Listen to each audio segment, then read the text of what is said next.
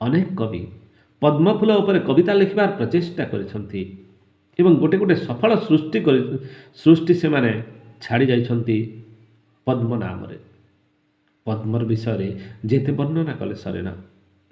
ପଦ୍ମ ହେଉଛି ଏଭଳି ଗୋଟେ ଫୁଲ ଯାହା କେବଳ ସୁନ୍ଦର ଦିଶେ ନାହିଁ, ବରଂ ପଦ୍ମର ସହିତ ବିଜଡ଼ିତ ଅନେକ ଗୁଣ ଅଛି, ଯାହାକୁ ଯଦି ମନୁଷ୍ୟ ଅନୁକରଣ କରିପାରେ ତେବେ ମନୁଷ୍ୟ ନିଜେ ଗୋଟେ ଦିବ୍ୟ ଆତ୍ମାରେ ପରିଚିତ ହୋଇପାରିବ। ଏହା ସମସ୍ତ କବି ବର୍ଣ୍ଣିତ କରିଛନ୍ତି।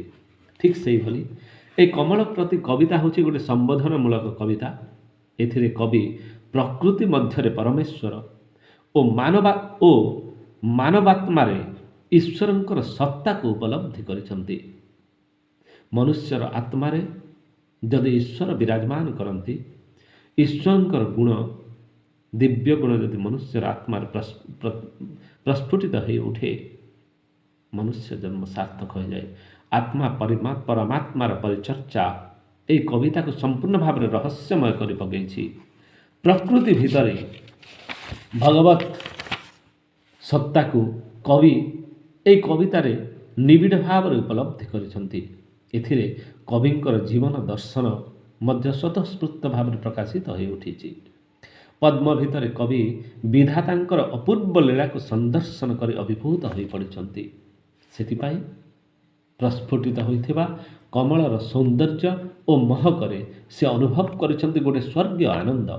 ନିଜର ଆତ୍ମସତ୍ତାକୁ କବି ପଦ୍ମ ସହିତ ଏଠି ତୁଳନା କରିଛନ୍ତି ଏବଂ ପଦ୍ମକୁ ସୃଷ୍ଟିକର୍ତ୍ତା ପରମେଶ୍ୱରଙ୍କର ଗୋଟେ ଅପୂର୍ବ ସୌନ୍ଦର୍ଯ୍ୟମୟ ସୃଷ୍ଟି ଭାବରେ ବର୍ଣ୍ଣନା କରିଛନ୍ତି ଏବଂ ଏକ ଅପୂର୍ବ କମନୀୟ ସୃଷ୍ଟି ଭାବରେ ବର୍ଣ୍ଣନା କରୁ କରୁ ସେ ନିଜେ ସମ୍ପୂର୍ଣ୍ଣ ଭାବରେ ଆତ୍ମବିଭୋର ହୋଇପଡ଼ିଛନ୍ତି ଏବଂ ପଦ୍ମଫୁଲକୁ ବହୁତ ଉଚ୍ଚକୁ ନେଇଛନ୍ତି।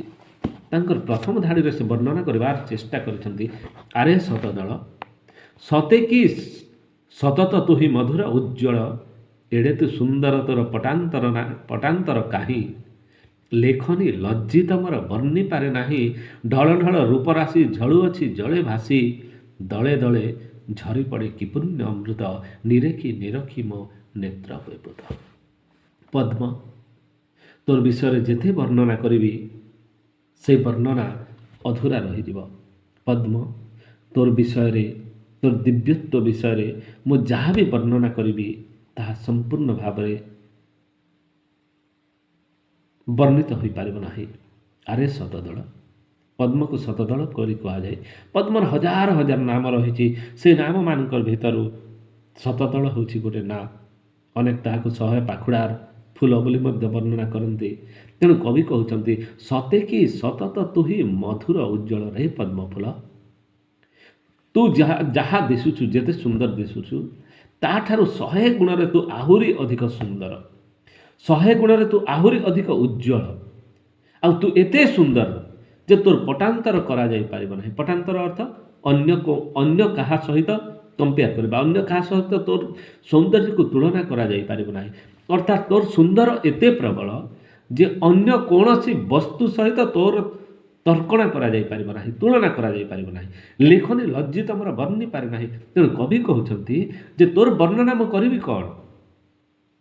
ତୋର ବିଷୟରେ ବର୍ଣ୍ଣନା କରିବା ପାଇଁ ମୋର ଲେଖନୀ ମଧ୍ୟ ସମ୍ପୂର୍ଣ୍ଣ ଭାବରେ ଲଜ୍ଜିତ ହୋଇଯାଉଛି। ଢଳ ଢଳ ରୂପରାଶି ଝଳୁଅଛି ଜଳେ ଭାସି। ତମେ ଦେଖିଥିବ, ପଦ୍ମ ହେଉଛି ଗୋଟେ ଫୁଲ ଯାହାର ସମଗ୍ର ଶରୀର ପାଣି ଭିତରେ ଥାଏ ଏବଂ ଫୁଲଟି ପାଣିର ଉପରେ ଥାଏ ଏବଂ ସଦାସର୍ବଦା ସେ ଢଳ ଢଳ ହେଉଥାଏ। ବହୁତ ସୁନ୍ଦର ଗୋଟେ ପଦ୍ମ ବିଷୟରେ ବର୍ଣ୍ଣନା କରାଯାଇଛି। ଗୋଟେ ଧାର୍ମିକ ବର୍ଣ୍ଣନା, ଗୋଟେ ଦିବ୍ୟ ବର୍ଣ୍ଣନା।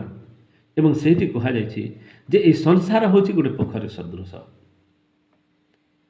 ଏବଂ ମନୁଷ୍ୟ ହେଉଛି ଗୋଟେ ଜୀବ। ତେଣୁ ମନୁଷ୍ୟ ଯଦି ଏହି ସଂସାର ରୂପକ ସାଗରରେ ବଞ୍ଚିବାକୁ ଅଛି, ମନୁଷ୍ୟକୁ ଯଦି ଏହି ସଂସାରରେ ଥିବା ବିଭିନ୍ନ ପ୍ରକାର ଅନ୍ୟାୟ, ପାପ ଇତ୍ୟାଦିକୁ ଭିତରେ ବି ବଞ୍ଚିବାକୁ ଅଛି, ତେବେ ତାହାକୁ ପଦ୍ମଠାରୁ ବହୁତ କିଛି ଶିଖିବାକୁ ପଡ଼ିବ। କିପରି ନା, ଅନେକ କବି ବର୍ଣ୍ଣନା କଲେ ଯେ ପଦ୍ମର ପଙ୍କରୁ ଜାତ ହୁଏ, କାଦୁଅରୁ ଜାତ ହୁଏ।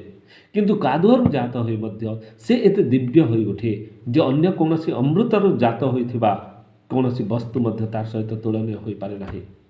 ପୁଣି ଆହୁରି ଗୋଟେ ସୁନ୍ଦର ବର୍ଣ୍ଣନା ଅଛି ଯେ ପଦ୍ମର ଘର ହେଉଛି ପୋଖରୀ, ଜଳାଶୟ। ଜଳାଶୟରେ ଥାଏ ପଦ୍ମ, କିନ୍ତୁ ତାର ପତ୍ରକୁ ମଧ୍ୟ ଜଳାଶୟରେ ଥିବା ଜଳରାଶି ଭିଜେଇ ପାରେ ନାହିଁ। ପଦ୍ମ କେବେ ଭିଜିଥିବା ତୁମେ ଦେଖିଛ? ପଦ୍ମପତ୍ରରେ ଯଦି ଗୋଟିଏ ଡ୍ରପ୍ ତୁମେ ପାଣି ପକାଇଦେବ, ସେ ପାଣିଟା କାଣା ହେବା ନା ଢଳ ଢଳ ହେଇଯିବା। ଅନ୍ୟ କୌଣସି ପତ୍ରରେ ଯଦି ପେନ୍ ଟିକେ ପକାଇଦେବ ପୁରା ଓଦା ହେଇଯିବା ପତ୍ର କି ନାହିଁ। କିନ୍ତୁ ପଦ୍ମ ହେଉଛି ଗୋଟେ ଫୁଲ ଯେ ଯେଉଁଠି ଯେଉଁ ଗୋଟେ ଡ୍ରପ୍ ପାଣି ବି ପଡ଼ବା ପୁରା ସେ ଡ୍ରପ୍ ହେଇକି ଢଳ ଢଳ ଢଳ ଢଳ ହେଉଥିବ। ତାକୁ ତାତ୍ତ୍ୱିକ ଦୃଷ୍ଟିରୁ କବିମାନେ ବର୍ଣ୍ଣନା କରିଛନ୍ତି ଯେ ସଂସାରରେ ଠିକ୍ ଏହିଭଳି ମନୁଷ୍ୟକୁ ବଞ୍ଚିବାକୁ ହେବ। ସଂସାରରେ ଅନେକ ପାପ ଅଛି, ଅନେକ ଅନ୍ୟାୟ ଅଛି, ଅତ୍ୟାଚାର ଅଛି, କିନ୍ତୁ ସେଇ ଅନ୍ୟାୟ ଅତ୍ୟାଚାର ଭିତରେ ଆମେ ପଦ୍ମ ଫୁଲ ପଦ୍ମର ପତ୍ର ଫଲି ଯଦି ଗୋଟେ ମନୁଷ୍ୟ ବଞ୍ଚେ, ତାର ଚତୁଃପାର୍ଶ୍ୱରେ ଯେତେ ଅନ୍ୟାୟ ଯେତେ ପାପ ଥାଉ ନା କାହିଁକି ତାହା ତାକୁ ସ୍ପର୍ଶ କରିପାରେ ନାହିଁ। ଏହା ଆମକୁ ପଦ୍ମଠାରୁ ଶିଖିବାକୁ ପଡ଼ିବ। ଢଳ ଢଳ ରୂପରାଶି ଜଳୁଅଛି ଜଳେ ଭାସି, ଦଳେ ଦଳେ ଝରି ପଡ଼େ କି ପୁଣ୍ୟ ଅମୃତ, ନିରେଖି ନିରେଖି ମୋ ନେତ୍ର ହୁଏ ପୂତ। ତେଣୁ କବି ପଦ୍ମକୁ ନିରୀକ୍ଷଣ କରୁ କରୁ ଭାବୁଛନ୍ତି ଯେ ମୋର ହୃଦୟ ସମ୍ପୂର୍ଣ୍ଣ ଭାବରେ ପବିତ୍ର ହୋଇଯାଇଛି। ରେ ପଦ୍ମଫୁଲ, ତୁ ଏତେ ପବିତ୍ର ଯେ ତୋତେ ନିରୀକ୍ଷଣ କରୁ କରୁ, ତୋତେ ଦେଖୁ ଦେଖୁ ମୋର ନିଜର ହୃଦୟ ସମ୍ପୂର୍ଣ୍ଣ ଭାବରେ ପବିତ୍ର ହୋଇ ଉଠୁଛି। ନିରେଖି ସତତ ତୋର ଦିବ୍ୟ ଶୋଭା ରାଶି, ନୟନ ମୋହର ଜଳେ ଯାଉଛି ତ ଭାସି। ନିରେଖି ନିରୀକ୍ଷଣ କରିବା, ଦେଖିବା, ବାରମ୍ବାର ଦେଖିବା, ଅପଲକ ନୟନରେ ଦେଖିବା। ତେଣୁ ପଦ୍ମର ଦିବ୍ୟ ଶୋଭା ରାଶି, ଦିବ୍ୟ କ'ଣ ନା ଦିବ୍ୟ ଶବ୍ଦ ଏଠି ବାରମ୍ବାର ବ୍ୟବହାର ହେଇଛି। ଦିବ୍ୟ କ'ଣ? ଯାହା କୃତ୍ରିମ ନୁହେଁ। ଦୈବ ଶବ୍ଦରୁ ଦିବ୍ୟ ଶବ୍ଦଟି ଆସିଛି। ଦିବ୍ୟ କ'ଣ ନା ଯାହା, ଦୈବ ଅର୍ଥ କ'ଣ ନା ବିଧାତା, ଯାହା ବିଧାତାଙ୍କ ଦ୍ୱାରା ବରଦାନ ସଦୃଶ ମିଳିଥାଏ ତାହା ହେଉଛି ଦୈବ, ତାହା ହେଉଛି ଦିବ୍ୟ। ତେଣୁ ପଦ୍ମର ଯେଉଁ ସୌନ୍ଦର୍ଯ୍ୟ ତାହା ହେଉଛି ଦିବ୍ୟ ସୌନ୍ଦର୍ଯ୍ୟ, ଏହା କୃତ୍ରିମ ନୁହେଁ, ଏହା ଈଶ୍ୱରଙ୍କ ଦ୍ୱାରା ମିଳିଥିବା ସୌନ୍ଦର୍ଯ୍ୟ। ତେଣୁ କବି କହୁଛନ୍ତି ଯେ ନିରେଖି ସତତ ତୋର ଦିବ୍ୟ ଶୋଭା ରାଶି, ରେ ପଦ୍ମଫୁଲ, ତୋର ରୂପରାଶି କୃତ୍ରିମ ନୁହେଁ। ମନୁଷ୍ୟ କ'ଣ କରେ ନା ତାର ରୂପକୁ ସଜେଇବା ପାଇଁ ସେ ଅନେକ କୃତ୍ରିମ ଜିନିଷ ବ୍ୟବହାର କରେ, ଅନେକ କସ୍ମେଟିକ୍ସ ବ୍ୟବହାର କରେ। ଆଜିକାଲି ବଜାରରେ ହଜାର ହଜାର ଲକ୍ଷ ଲକ୍ଷ ଟଙ୍କାର କସ୍ମେଟିକ୍ସ ଆମେ ଆଣିକରି ତାକୁ ଖର୍ଚ୍ଚାନ୍ତ ହେଉଛୁ, ବ୍ୟବହାର କରୁଛୁ। କେଉଁଥିପାଇଁ ନା ଆମର କୃତ୍ରିମ ଚେହେରାକୁ ଫୁଟେଇବା ପାଇଁ। କିନ୍ତୁ ପଦ୍ମକୁ ତାର ଚେହେରାକୁ ଫୁଟେଇବା ପାଇଁ, ତାର ଦିବ୍ୟ ସୌନ୍ଦର୍ଯ୍ୟକୁ ପ୍ରସ୍ଫୁଟିତ କରିବା ପାଇଁ କୌଣସି କସ୍ମେଟିକ୍ସର ଆବଶ୍ୟକତା ନାହିଁ, କୌଣସି ମୂଲ୍ୟବାନ ଦ୍ରବ୍ୟର ଆବଶ୍ୟକତା ନାହିଁ। ଯିଏ ନିଜର ସୌନ୍ଦର୍ଯ୍ୟରେ ସମ୍ପୂର୍ଣ୍ଣ ଭାବରେ ସୌନ୍ଦର୍ଯ୍ୟମୟ, ବାହ୍ୟ ସୌନ୍ଦର୍ଯ୍ୟ ଦ୍ୱାରା ସଜେଇ ହେବାର କୌଣସି ଆବଶ୍ୟକତା ନାହିଁ। କବି ବର୍ଣ୍ଣନା କରୁଛନ୍ତି ନିରେଖି ସତତ ତୋର ଦିବ୍ୟ ଶୋଭା ରାଶି, ନୟନ ମୋହର ଜଳେ ଯାଉଛି ତ ଭାସି। ରେ ପଦ୍ମଫୁଲ, ତୋର ସୌନ୍ଦର୍ଯ୍ୟକୁ ନିରୀକ୍ଷଣ କରୁ କରୁ ମୋର ଚକ୍ଷୁ, ମୋର ନୟନ ସେଇ ଜଳ ଉପରେ ସମ୍ପୂର୍ଣ୍ଣ ଭାବରେ ଭାସି ଭାସି ଯାଉଛି। ଚଞ୍ଚଳ ବିମୁଗ୍ଧ ପ୍ରାଣ ବାଜେ ହୃଦ ତନ୍ତ୍ରିତାନ, ତୋତେ ଦେଖୁ ଦେଖୁ ମୋର ହୃଦୟ ସମ୍ପୂର୍ଣ୍ଣ ଭାବରେ ବିମୁଗ୍ଧ ହୋଇପଡ଼ୁଛି। ଏବଂ ବିମୁଗ୍ଧ ହୋଇ ମୁଁ ଏତେ ଖୁସି ହେଇଯାଉଛି ଯେ ମୋର ହୃଦ ତନ୍ତ୍ରୀରେ ଗୋଟେ ତାନ ସୃଷ୍ଟି ହେଉଛି। ତନ୍ତ୍ରୀ ଅର୍ଥ ତୁମେ କ'ଣ ବୁଝୁଛ ନା ବୀଣାରେ କ'ଣ ଥାଏ? ତନ୍ତ୍ରୀ ଥାଏ। ତନ୍ତ୍ରୀ କାହାକୁ କୁହାଯାଏ? ବୀଣାରେ ଗୋଟେ ସୂତା ଲାଗିଥାଏ, ସେ ସୂତା ହେଉଛି ତନ୍ତ୍ରୀ। ସେ ସୂତାକୁ କ'ଣ କରେ ନା ଯିଏ ଜାଣିଛି, ତମେ ମୁଁ ଜାଣିନାହୁଁ, କିନ୍ତୁ ଯିଏ ଜାଣିଛି ତାର ବିଦ୍ୟା, ସେଥିରେ ସେ ତାର ହସ୍ତଚାଳନା ଯେତେବେଳେ କରିଦିଏ ସେଥିରେ ଗୋଟେ ତାନ ସୃଷ୍ଟି ହୁଏ। ତାନ ଅର୍ଥ ସ୍ୱର। ତେଣୁ କବି କହୁଛନ୍ତି ଯେ ତୋତେ ଦେଖୁ ଦେଖୁ ମୋର ପ୍ରାଣ ଏତେ ବିମୁଗ୍ଧ ହୋଇଯାଉଛି ଯେ ମୋର ହୃଦୟ ରୂପକ ବୀଣାରେ, ହୃଦୟ ରୂପୀ ବୀଣାରେ ଗୋଟେ ସୁନ୍ଦର ତାନ ସୃଷ୍ଟି ହୋଇଯାଉଛି। ଛନ ଛନ ଘନ ଘନ ତନୁ ରୋମାଞ୍ଚିତ, ତୋତେ ଦେଖି ଦେଖି ମୋର ମନ ଛନ ଛନ ହୋଇ ଉଠୁଛି, ମୋର ହୃଦୟ ଛନ ଛନ ହୋଇ ଉଠୁଛି, ମୋର ସମଗ୍ର ଶରୀର ରୋମାଞ୍ଚିତ ହୋଇଯାଉଛି। ତନୁ ଅର୍ଥ ଶରୀର, ମୋର ଶରୀର ସମ୍ପୂର୍ଣ୍ଣ ଭାବରେ ରୋମାଞ୍ଚିତ ହୋଇ ଉଠୁଛି। ପ୍ରେମ ଆବେଶେ ପୁଲକରେ ଚିତ୍ତ ଉଲ୍ଲସିତ। ଚିତ୍ତ ଅର୍ଥ ମନ, ଉଲ୍ଲାସ ଅର୍ଥ ଆନନ୍ଦ, ପୁଲକ ଅର୍ଥ ଆନନ୍ଦ। ତେଣୁ ତୋତେ ଦେଖି ଦେଖି ମୋର ହୃଦୟ ଭିତରେ ଏତେ ଗଭୀର ପ୍ରେମ ତୋର ପ୍ରତି ସୃଷ୍ଟି ହୋଇଯାଉଛି ଯେ ପ୍ରେମାବେଶ ହୋଇକରି ମୋର ହୃଦୟ ସମ୍ପୂର୍ଣ୍ଣ ଭାବରେ ପୁଲକିତ ହୋଇ ଉଠୁଛି, ଉଲ୍ଲସିତ ହୋଇ ଉଠୁଛି। ମନେ ହୁଏ ସତେ ତୋଳି ଆଣି ଏଇ କ୍ଷଣେ ଆଦର କରନ୍ତି ତୋତେ ମଧୁର ଚୁମ୍ବନେ। କବି ତାଙ୍କର ମନରେ ପ୍ରଥମେ ପ୍ରଥମେ ଭାବୁଛନ୍ତି, ତାଙ୍କର ମନ ଭିତରେ ଭାବାନ୍ତର ସୃଷ୍ଟି ହେଉଛି। ତୁ ଏତେ ସୁନ୍ଦର ଦିଶୁଛୁ ଯେ ତୋତେ ଆଣିକରି ମୁଁ ହଜାର ଥର ତାକୁ ଚୁମ୍ବନ ଦେବି। ଚୁମ୍ବନ ହେଉଛି ସ୍ନେହର ଗୋଟେ ପ୍ରତୀକ ଏବଂ ତୋତେ ଆଣି ମୁଁ ହଜାର ଥର ଚୁମ୍ବନ ଦେବା ପାଇଁ ମୋର ମନ ଭିତରେ ଇଚ୍ଛା ସୃଷ୍ଟି ହେଉଛି, ଇଚ୍ଛା ଜାହିର ହେଉଛି। କେଡ଼େ କୋମଳ ତୋ ଦଳ, କେଡ଼େ ସ୍ୱଚ୍ଛ ସୁବିମଳ ଦଳ ଅର୍ଥ ତାର ପାଖୁଡ଼ା। ତୋର ପାଖୁଡ଼ା କେତେ କୋମଳ, କେଡ଼େ ସ୍ୱଚ୍ଛ ସୁବିମଳ, ପୁଣି ତାହା କେତେ ସ୍ୱଚ୍ଛ, କେତେ ସୁବିମଳ। ପରସେ ମୋହର ଅବା ହେତଶ୍ରୀ ହେବ ହତଶ୍ରୀ। ପ୍ରଥମେ ପ୍ରଥମେ କବି ଭାବିଲେ ଯେ ତାକେ ତୋଲି ଆଣିବି ଆର୍ ମୁଇଁ ମୋର୍ ପାଖେ ରଖିବି, ତାକୁ ଚୁମ୍ବନ ଦେବି, ତାକୁ ମୋର ପାଖରେ ରଖିବି। କିନ୍ତୁ ପରେ ଭାବୁଛନ୍ କବି ଯେ ନା, ମୁଁ ଯଦି ତୋତେ ତୋଳି ଆଣିବି, ତୁ ଏତେ ସୁନ୍ଦର ଫୁଲ, ତୋର ସମଗ୍ର ଶରୀର ଏତେ ଦିବ୍ୟ ଶୋଭାରାଶିରେ ପରିପୂର୍ଣ୍ଣ, ମୁଁ ଯଦି ତୋତେ ତୋଳି ଆଣିବି, ଧରିଦେବି, ତେବେ ପରସେ ମୋହର ଅବା ହେବ ହତଶ୍ରୀ।